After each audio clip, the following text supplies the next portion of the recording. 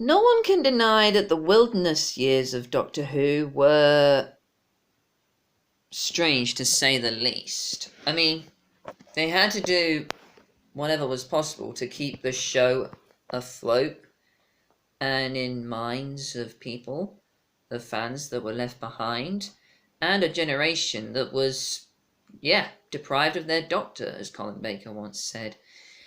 But they had a few pop-ups every now and then, with charity specials like the EastEnders crossover, which was Jon Pertwee's last contribution to the Doctor before he died in 96. You then had The Curse of the Fatal Death in 1999, which was Stephen Moffat's first ever work for the Doctor. And I mean, obviously that sketch is played as a joke, and, well, it's obvious, really. But it's really fun, really hilarious to watch.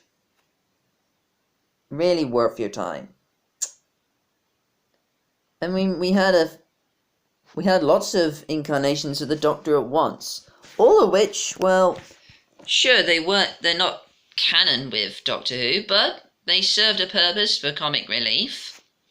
Let's see, you had Rowan Atkinson, Hugh Grant, Richard E. Grant, Jim Broadbent, and Joanna Lumley.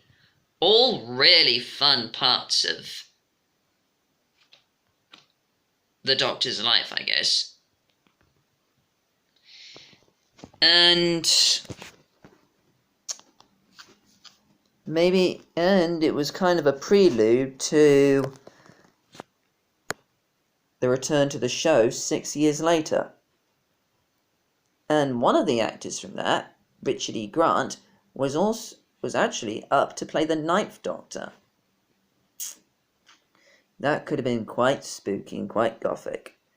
And Joanna Lumley, she at one point was in contention to play the 11th Doctor. I wonder how that would have gone down back then, given what's happened now. Who can say? But the point is, the Curse of the Fatal Death Doctors were charming, eccentric, served a purpose, and it's still worth your time if you want to see what was going on with Doctor Who in the 90s.